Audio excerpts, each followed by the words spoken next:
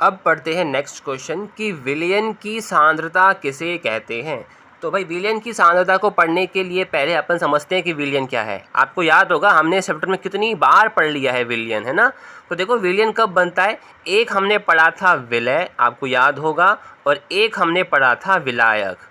जब विलय और विलायक को आपस में मिलाया जाता है तो क्या बन जाएगा, हमारे को एक विलयन मिल जाएगा।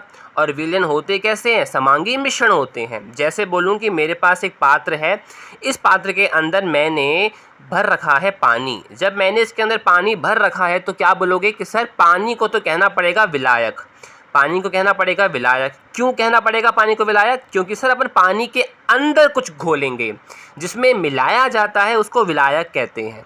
अब मैं इसके अंदर डाल रहा हूँ चीनी, क्या डाल रहा हूँ, चीनी। तो अब इस चीनी को क्या कहना पड़ेगा, इस चीनी को कहना पड़ेगा विलय, क्योंकि जिसको मिलाते हैं वो तो विलय, जिसमें मिलाया जाता है उसको कहते हैं विलायक। जैसे ही आप इस विलय चीनी को विलायक पानी में मिला दोगे तो क्या मीठा पानी नहीं बन जाएगा। और अब इस मीठे पानी को आप लोगों को कहना पड़ेगा क्या, विलयन कहना पड़ेगा। सही है। तो अब कह रहा है कि जो हम लोग विलयन बनाते हैं ना, तो उस विलयन की सांद्रता के बारे में बताओ कि आखिर इस विलयन की सांद्रता कितनी है। तो अब हम यही सीखते हैं कि आखिर सांद्रता का मतलब क्या है। तो ध्यान से देखना क्या मतलब है कि भाई किसी भी विलयन के अंदर, किसी भी विलयन के अंदर भाई आपने क्या किया होगा, कुछ विलय डाला होगा। विलायक तो पानी था और आपने विलय भी तो डाला होगा। तो विलयन की सांद्रता कहती है कि किसी भी विलयन के अंदर कितना विलय है। विलायक से मतलब नहीं है, बस केवल ये है कि किसी भी विलयन के अंदर आखिर कितनी मात्रा में आपने विलय डाला है, उसकी मात्रा को ही क्या कहते हैं, विलयन की सांद्रता कहते हैं। तो जब भी आपसे कोई विलयन की सांद्रता पूछे तो आपको सिंपल सा बस ये निकालना है कि जो हमने विलय और विलायक को मिला के विलयन बनाया है, आखिर उस विलयन के अंदर विलय कितना है। विलायक नहीं देखना, केवल ये देखना है कि उसके अंदर विलय कितना है। तो किसी भी विलयन में विलय पदार्थ की मात्रा को ही क्या कहा जाएगा, विलयन की सांद्रता कहा जाएगा। अब है ना, विलयन की सांद्रता को निकालने का एक फॉर्मूला होता है। जब भी आपसे विलयन की सांद्रता पूछेगा ना, तो हमेशा हम विलयन की सांद्रता को परसेंटेज में निकालेंगे। परसेंटेज में क्यों निकालेंगे, जैसे हमको बोलना पड़ेगा कि विलयन की सांद्रता कितनी है, तो हमको ये बताना पड़ता है कि आखिर उस विलयन को बनाने के लिए हमने विलय पदार्थ कितना डाला है। तो जो वो विलय पदार्थ की मात्रा है ना, हम वो परसेंटेज में बताएंगे।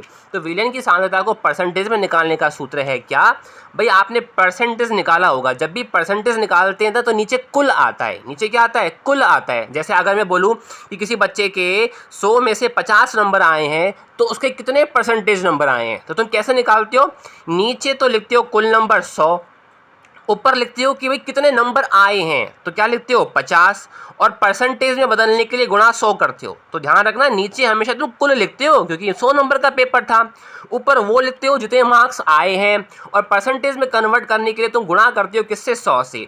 अब ऐसी मेरे को विलयन की सांद्रता परसेंटेज में निकालनी है तो नीचे तो चीज़ होनी चाहिए वो कुल होनी चाहिए। अब भाई नीचे कुल वाली चीज़ क्या होगी, विलयन को बनाने के लिए तुमने एक तो विलय भी डाला है और तुमने विलायक भी डाला है, तभी तो विलयन बना है। तो यहाँ पे जो कुल चीज है वो हमारी विलयन की सांद्रता बन जाएगी, विलयन की मात्रा। तो भाई यहाँ पे कुल पदार्थ क्या बन जाएगा, विलयन की मात्रा। क्यों, क्योंकि कुल के अंदर विलय भी आ गया और कुल के अंदर विलायक भी आ गया, और नीचे चीज तो हमेशा कुल वाली आती है। तो नीचे आपको फॉर्मूले में लिखना पड़ेगा क्या, विलयन की मात्रा। अब इस 100 में से तुम बात कर रहे हो कि इस बच्चे के 50 नंबर आए हैं, जितने नंबर को तुम निकालना चाहते हो उसको तुम ऊपर लिखते हो। और अब हम इंटरेस्टेड क्या है, विलयन की सांद्रता निकालने में। और सांद्रता तो क्या होती है कि भाई तुम्हारे जो टीचर है वो तुमसे विलय पदार्थ की मात्रा जानने चाह रहा है। तो अब ऊपर क्या लिखना पड़ेगा हमको, विलय पदार्थ की मात्रा। क्या लिखनी पड़ेगी, विलय पदार्थ की मात्रा, विलायक की मात्रा नहीं। क्यों, सांद्रता का मतलब ही ये होता है कि कितना विलय पदार्थ है, तो हम इंटरेस्टेड विलय में हैं, इसलिए जिसकी बात करते हैं वो ऊपर आता है। तो हम सांद्रता के अंदर बात ही विलय की कर रहे हैं, तो ऊपर क्या आ जाएगा, विलय की मात्रा। और बटे में तो आता है कुल, और कुल तो यहाँ पे विलयन बनेगा ना, विलय और विलायक को मिला के। तो नीचे तो आएगा फॉर्मूले में विलयन की मात्रा, और ऊपर फॉर्मूले में आएगा विलय की मात्रा। और परसेंटेज में बदलने के लिए हम गुणा क्या कर देंगे, 100 कर देंगे। तो विलयन की सांद्रता को निकालने का ये सूत्र है। मान के चलो तुमने क्वेश्चन को सॉल्व किया और सॉल्व करने पर आंसर 20% आया, तो इसका मतलब क्या है? तो तुम लोग कहोगे सर कि विलयन की सांद्रता का उत्तर 20% आया। मैंने कहा इसका मतलब क्या है कि विलयन की सांद्रता 20% आ गई? तो इसका तो मतलब बताओगे सर कि इस विलयन के अंदर जो विलय पदार्थ था उस विलय पदार्थ की मात्रा कितनी आ गई है? 20% आ गई है, क्योंकि विलयन की सांद्रता का मतलब यही होता है विलय पदार्थ की मात्रा। तो ये फॉर्मूला है, इस फॉर्मूले के बेस पे हम क्या करने वाले हैं? एक सवाल करने वाले हैं, और वो सवाल नोट्स की कॉपी में लिखा भी हुआ है। क्या है, ध्यान से देखना। अब उससे पहले एक नोट पढ़ लेते हैं कि जो यहाँ पे ये विलय पदार्थ की मात्रा, विलयन की मात्रा ना, ये तो ना किलोग्राम में भी हो सकती है कि भाई जो आप विलयन काम में ले रहे हो वो किलोग्राम में दे रखा हो सकता है, और किलोग्राम से छोटी इकाई क्या होती है? ग्राम। इन दोनों की मात्रा ग्राम में भी हो सकती है। और अब आपको पता है विलयन की मात्रा और विलय की मात्रा लीटर में भी हो सकती है। क्या पता ये विलय और हमारे विलयन लिक्विड फॉर्म में हो, तो जब लिक्विड फॉर्म में होते हैं तब तो इनकी मात्रा लीटर में आएगी ना, और लीटर से छोटा मात्रा क्या होता है? मिलीलीटर होता है। तो ध्यान रखना, विलयन की मात्रा और विलय की मात्रा का जो हमारे पास इकाई होगी वो या तो किलोग्राम ग्राम में हो सकती है, या फिर लीटर और मिलीलीटर के अंदर भी हो सकती है। अब हम लोग एक क्वेश्चन करते हैं विलयन की सांद्रता के ऊपर। सवाल देखना, तुमको नोट्स में मिल भी जाएगा और मैं पढ़ भी रहा हूँ।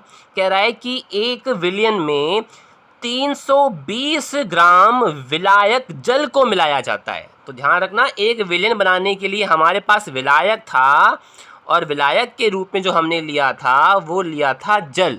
विलायक के रूप में हमने क्या लिया था? जल लिया था, और इसकी मात्रा हमको सवाल में दे रखी है 320 ग्राम। आगे कह रहा है कि इसके अंदर आप 40 ग्राम नमक को मिलाते हो। इसके अंदर हम क्या करते हैं? 40 ग्राम किसको मिलाते हैं? नमक को मिलाते हैं।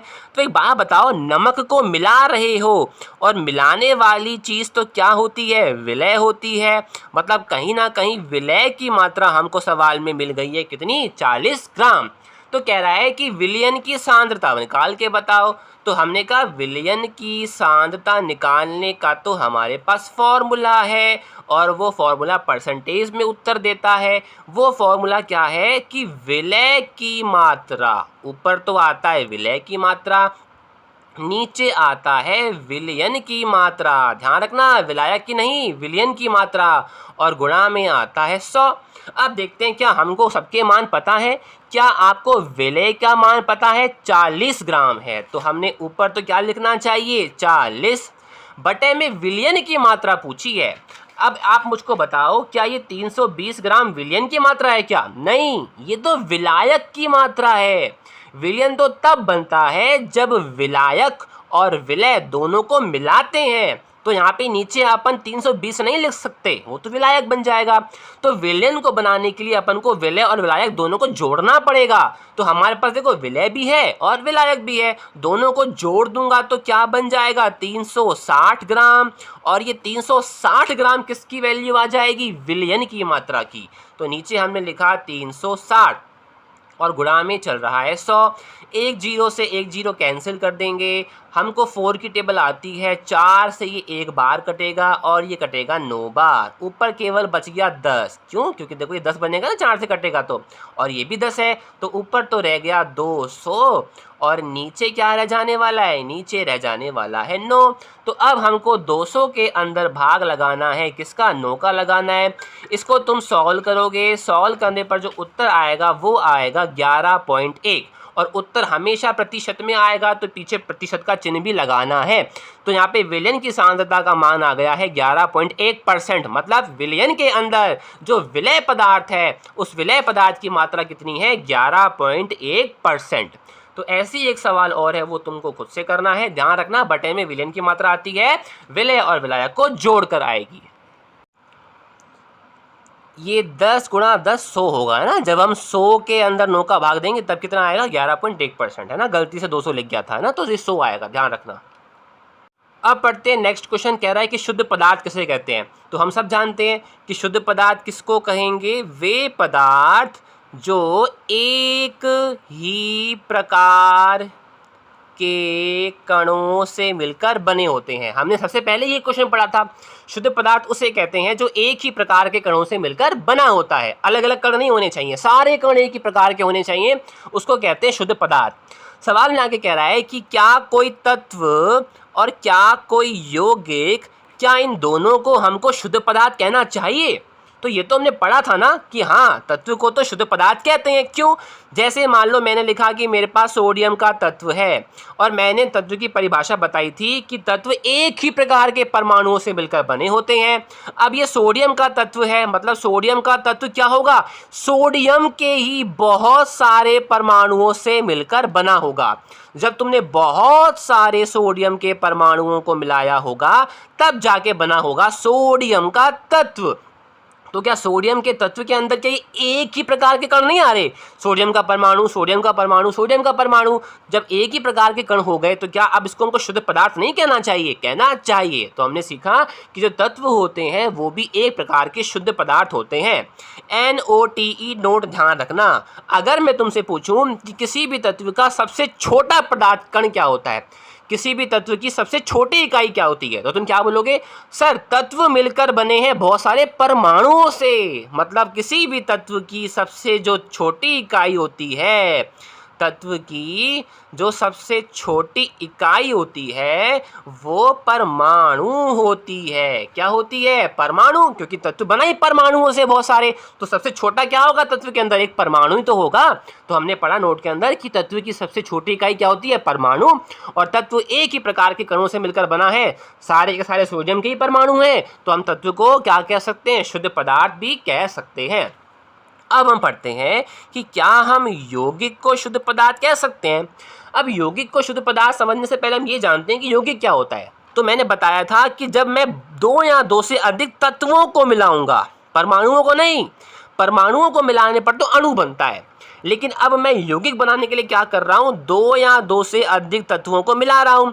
तो जब दो या दो से अधिक तत्वों को मिलाया जाता है तो यौगिक बनता है। जैसे मैं यहाँ पे लिख रहा हूँ H2O का यौगिक। मैंने यहाँ पे H2O का अणु नहीं बोला। अगर मैंने H2O का अणु बोला होता तो यहाँ पे ये दो हाइड्रोजन और एक ऑक्सीजन वो परमाणु की तरह काम करता, क्योंकि परमाणु को मिलाने पर अणु बनता है। ये हमने पहले पढ़ रखा है। लेकिन यहाँ पे मैं H2O को यौगिक कह रहा हूँ तो इसका मतलब है कि यहाँ पे दो हाइड्रोजन और जो ये एक H है ये तत्व है। तो लिखना पड़ेगा ये दो तो हो गए हाइड्रोजन के तत्व और एक हो गया ऑक्सीजन का तत्व। तो तत्वों को मिलाने पर बना जल का यौगिक। तो क्या यहाँ पे मैंने इन तत्वों को 2:1 में नहीं मिलाया कि हाइड्रोजन तो 2 हिस्सा है और ऑक्सीजन का 1 हिस्सा है, और इसको मिलाने पर ही क्या बन जा रहा है? हमारा यौगिक बन जा रहा है। अब ऐसी मैंने एक पात्र में भर रखा है जल, तो तुम क्या कहोगे? सर, आपने इस पात्र के अंदर H2O का यौगिक डाल रखा है। H2O का क्या डाल रखा है? यौगिक डाल रखा है। अब हमने ये पढ़ा कि किसी भी तत्व की सबसे छोटी इकाई परमाणु होती है। अब मैं तुमको ये बताना चाह रहा हूँ कि किसी भी यौगिक की सबसे छोटी इकाई क्या होती है। तो ध्यान से देखना, ये H2O यौगिक एक H और एक ऑक्सीजन के तत्व से मिलकर बना है। बात को गौर करना, एक H और एक ऑक्सीजन के तत्व से मिलकर बना है। तो अगर मैं इस हाइड्रोजन के तत्व की बात करूँ तो इसका सबसे छोटा भाग क्या होगा? परमाणु होगा, और उस परमाणु को बोलना पड़ेगा H का परमाणु। फिर मैं इस हाइड्रोजन तत्व की बात करूं तो इसका सबसे छोटा इकाई क्या होगी? तुम बोलोगे परमाणु होगी, क्योंकि अभी तत्व है ना, ये एक तो तत्व है, तो इसका भी सबसे छोटी भाग क्या होगा? H का परमाणु होगा। इस ऑक्सीजन तत्व का सबसे छोटा भाग क्या होगा? एक ऑक्सीजन का परमाणु होगा। तो क्या यहाँ पे अब 3 परमाणु नहीं मिल गए, और 3 परमाणुओं ने मिलकर H2O का क्या बना लेना चाहिए? अणु बना लेना चाहिए, क्योंकि परमाणुओं के समूह को तो अणु कहते हैं। तो किसी भी यौगिक में अपन ने सबसे छोटी इकाई क्या निकाल ली? अणु निकाल ली, परमाणु नहीं निकाले। क्यों? क्योंकि परमाणु 3 आए ना, और तीनों मिलकर तो क्या बना देते हैं? अणु बना देते हैं। इसलिए कहना पड़ता है कि यौगिक की सबसे छोटी इकाई परमाणु नहीं अणु होती है, क्योंकि भाई ये भी एक परमाणु देगा सबसे छोटा, ये तत्व भी एक परमाणु देगा, ये भी परमाणु देगा, और तीनों फिर मिल जाएंगे ना, और मिल जाने पर तो क्या बन जाएगा? अणु बन जाएगा। इसलिए कहना पड़ेगा कि जो मेरे पास जल का यौगिक है तो इसके अंदर बहुत सारे H2O के अणु हैं। ये भी H2O का अणु, ये भी H2O का अणु, ये भी H2O का अणु, क्योंकि यौगिक तो अणुओं से मिलकर बना होता है ना, क्योंकि छोटे इकाई अणु है तो हर जगह H2O के अणु है। तो क्या सारे के सारे पदार्थ सेम नहीं हो गए? तुम कह रहे हो कि इधर भी H2O का अणु, इधर भी H2O का अणु, इधर भी H2O का अणु, तो हर जगह पे H2O ही मिल रहा है, तो एक ही प्रकार के कण नहीं हो गए। इसलिए यौगिक को भी क्या कहना चाहिए? यौगिक भी हमारा एक प्रकार का क्या होता है? शुद्ध पदार्थ। अब मैं यहाँ पे बार बार ये क्यों कह रहा हूँ H2O का अणु, H2O का अणु, क्यों? क्योंकि यौगिक की सबसे छोटी इकाई अणु ही होती है। लेकिन मैं यहाँ पे क्या कह रहा था कि सोडियम का परमाणु, सोडियम का परमाणु, क्यों? क्योंकि तत्व की सबसे छोटी इकाई तो होती है परमाणु, लेकिन यौगिक की सबसे छोटी जो इकाई होती है वो क्या होती है? अणु होती है। तो यौगिक और तत्व दोनों एक प्रकार के क्या होते हैं? शुद्ध पदार्थ होते हैं। अब आगे बढ़ते हैं। नेक्स्ट क्वेश्चन है, तुम सब अपने नोट्स में देख भी रहे होगे कि किसी भी मिश्रण के अंदर से जो मिश्रण के घटक हैं उनको अलग अलग कैसे किया जाए, उसकी विधियां बताओ। तो भाई हमने पढ़ा था मिश्रण कब बनता है? जब दो या फिर दो से ज़्यादा पदार्थों को आपस में मिलाया जाता है तब बनता है मिश्रण। तो मिश्रण के अंदर ये तो क्लियर है कि एक पदार्थ तो नहीं है, एक से ज़्यादा पदार्थ हैं। जब एक से ज़्यादा पदार्थ है तो अब मैं उन पदार्थों को अलग अलग करना चाह रहा हूँ। तो मिश्रण के अंदर जो एक से ज़्यादा पदार्थ हैं उनको अलग अलग करने के लिए हमको बहुत सारी विधियाँ पढ़नी हैं। तो वो विधियाँ कौन कौन सी हैं? उसमें से सबसे पहली विधि है, उस पहली विधि का नाम है छानना। मतलब अब हम मिश्रण के अंदर से जो घटकों को, पदार्थों को अलग करेंगे तो पहली विधि का नाम होगा छानना। तो भाई कैसे करेंगे छानना? अब तुमने पढ़ा है मिश्रण भी दो प्रकार के होते हैं। एक होते हैं समांगी मिश्रण, ऐसे मिश्रण जिनके अंदर हमने घटकों को मिलाया तो है लेकिन अलग अलग देख नहीं पा रहे हैं। एक होते हैं विषमांगी मिश्रण, ऐसे मिश्रण जिनके अंदर घटकों को मिलाया है और वो अलग अलग दिख भी रहे हैं। तो अब पहले पढ़ रहे हैं छानना। तो हर विधि से पहले हमको ये सीखना पड़ेगा कि जो हम ये विधि काम में ले रहे हैं मिश्रण के तत्वों को अलग करने के लिए, तो हम कौन से मिश्रण के घटकों को अलग कर रहे हैं? क्या छानने के द्वारा हम समांगी के घटकों को अलग करने का ट्राई कर रहे हैं कि छानने के द्वारा हम विषमांगी को अलग करने का ट्राई कर रहे हैं? तो ध्यान रखना, छानने की विधि के द्वारा हमेशा विषमांगी मिश्रण के घटकों को ही क्या कर सकते हैं? अलग कर सकते हैं। ऐसा क्यों? विषमांगी को क्यों नहीं कर सकते वो हम अभी सीख जाएंगे। जैसे हमने यहाँ पे लिया पानी और इस पानी के अंदर हमने भर ली है रेत। जब आप पानी के अंदर रेत को भरते हो तो मिश्रण तो बन गया ना, और ये मिश्रण कैसा है? विषमांगी भी है, क्योंकि पानी के अंदर तो रेत हमको आसानी से दिख जाएगी। तो अब तुमने क्या किया? तुमने छानने के लिए छलनी ली। जैसे ही तुम छलनी लोगे, तुमने दूसरा गिलास लिया, इस गिलास के ऊपर तुमने लगा दी छलनी। अब तुम ये रेत वाला पानी जब इस छलनी के ऊपर डालोगे तो क्या साफ पानी तो अंदर आ जाएगा, और जितनी भी रेत है वो कहाँ रह जाएगी? छलनी पे रह जाएगी। तो क्या तुमने दोनों को अलग नहीं कर दिया? पहला घटक रेत हो गया अलग और दूसरा घटक पानी हो गया अलग। तो क्या तुमने छानने की विधि के द्वारा विषमांगी मिश्रण को अलग अलग नहीं कर लिया? हाँ, विषमांगी मिश्रण था रेत और पानी, रेत को भी अलग कर दिया और पानी को भी अलग कर दिया। तो ये था छानने की विधि। अब इस छानने की विधि से हमें ना समांगी मिश्रण को अलग नहीं कर सकते हैं। क्यों? समांगी मिश्रण क्या होता है? तुम्हारे पास है पानी, तुमने इस पानी के अंदर मिला दिया नमक, नमक घुल जाता है और नमक और पानी अलग अलग दिखता भी नहीं है। क्या तुम अब छलनी की सहायता से नमक वाले पानी को जब तुम गिलास में डालोगे तो क्या नमक और पानी अलग अलग हो जाते हैं? क्या अलग अलग नहीं होते। क्यों नहीं होते हैं? क्योंकि नमक तो पूरा घुल गया है ना। तो समांगी मिश्रण को तुम अलग नहीं कर पाए ना छानने से। तो छानने को केवल हम किसको अलग कर सकते हैं? विषमांगी मिश्रण के घटकों को अलग कर सकते हैं छानने की विधि के द्वारा। तो ये हमने पढ़ ली छानने की विधि। दूसरी हमको पढ़नी है चुंबकीय पृथक्करण विधि। ये हम सारी विधियां पढ़ के आए हैं। चुंबकीय पृथक्करण विधि, तो दूसरी विधि का नाम है चुंबकीय पृथक्करण विधि। चुंबकीय पृथक्करण विधि क्या होती है? अब ये भी बता दो सर कि इस विधि का उपयोग समांगी मिश्रण के घटकों को अलग करने के लिए करेंगे कि विषमांगी को? तो ध्यान रखना, इसका उपयोग भी विषमांगी मिश्रण के घटकों को अलग करने के लिए किया जाता है। भाई चुंबक का काम लेना पड़ेगा तभी तो चुंबकीय पृथक्करण विधि कह रहे हैं। तो तुम सबने पढ़ा हुआ है कि मान लो हमारे पास यहाँ पे बहुत सारी है रेत और गलती से इस रेत के अंदर छोटे छोटे चुंबक के कण मिल गए। हमारे पास चुंबक के नहीं, हमारे पास लोहे के छोटे छोटे कण थे। तो लोहे के छोटे छोटे कणों को हमने मिला दिया रेत में। तो रेत के भी छोटे छोटे कण और लोहे के भी छोटे छोटे कण, अब इनको कैसे अलग करें? तो इसके लिए हम उपयोग करेंगे चुंबक का। जैसे ही तुम मैग्नेट को, चुंबक को इस मिश्रण के पास ले जाओगे, क्या रेत चुंबक से चिपकेगी? क्या नहीं। चुंबक से तो कौन चिपक जाएंगे? सारे के सारे लोहे के कण चिपक जाएंगे। केवल पात्र में रह जाएगी रेत और चुंबक पे केवल क्या आ जाएंगे, लोहे के कण आ जाएंगे। तो दोनों अलग हुए कि नहीं हुए, चुंबक की सहायता से। इसलिए इस विधि को कहते हैं चुंबकीय पृथक्करण विधि। और तुम पता भी कर पा रहे हो कि लोहे के कण और रेत के कण अलग अलग दिखते भी हैं ना जब मिले हुए होते हैं, तो ये विषमांगी मिश्रण ही है। तो इस विधि का उपयोग भी विषमांगी मिश्रण के घटकों को अलग करने के लिए किया जाता है। बाकी हम लोग पढ़ेंगे नेक्स्ट वीडियो में।